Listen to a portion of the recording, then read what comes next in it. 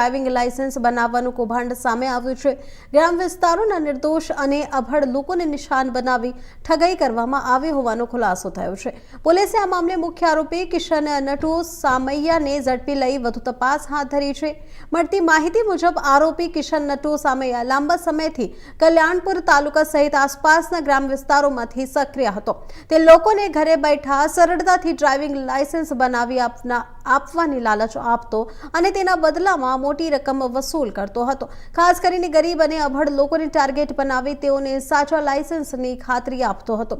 આરોપી દ્વારા બનાવવામાં આવતા લાયસન્સ સંપૂર્ણપણે ડુપ્લિકેટ હતા, પરંતુ લોકોને તે મૂળ અને કાયદેસર હોવાનું જણાવી વિશ્વાસમાં લઈ લેવામાં આવતા। તો આ રીતે અનેક લોકોને છેતરતા આરોપીએ લાખો રૂપિયાનું કૌભાંડ આચર્યું હોવાનું વિગતો સામે આવે છે।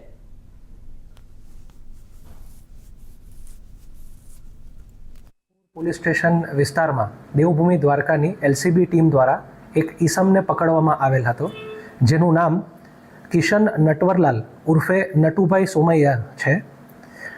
આ ઈસમ પોતાના આર્થિક ફાયદા માટે આસપાસના જે વિસ્તાર છે, ગ્રામ્ય વિસ્તાર કલ્યાણપુરના, ત્યાંથી લોકોની પાસેથી આધાર કાર્ડ, સહીના નમૂના, ફોટો તેમજ રોકડ રકમ આ તમામ વસ્તુ લઈને તેઓને બોગસ આરટીઓ દ્વારા ડ્રાઇવિંગ લાયસન્સ બનાવવાની કામગીરી કરતા હતા।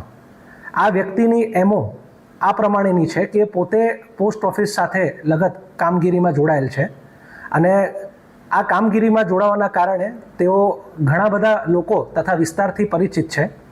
દરેક જગ્યાએ તે જઈને આ 3-4 વસ્તુઓ એકત્ર કરીને આરટીઓના લાયસન્સ બનાવી આપશે એવી ખાતરી આપતા હતા।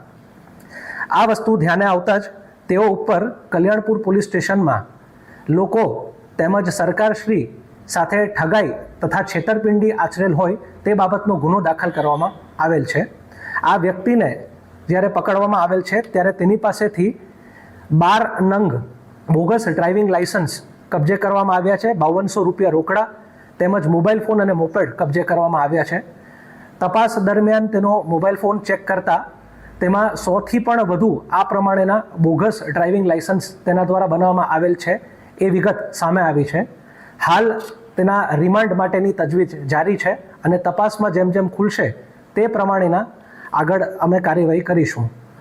આમાં જાહેર જનતા જોગ એક સંદેશ છે કે જો તમે આ વ્યક્તિ કિશન નટવરલાલ ઉર્ફે નટુભાઈ સોમૈયા પાસે કોઈપણ પ્રકારે ડ્રાઇવિંગ લાયસન્સ બનાવેલ હોય તો આપ તાત્કાલિક પોલીસ પાસે આવી પોલીસને આ કામમાં મદદરૂપ થઈ આ ઈસમને કાયદાકીય કાર્યવાહી થવામાં પોલીસની સાથ આપો। સર, આરોપી કેટલાક સમયથી આ રીતનું છેતરપિંડી કરતો હતો? આરોપી લગભગ છેલ્લા 1.5 થી 2 વર્ષના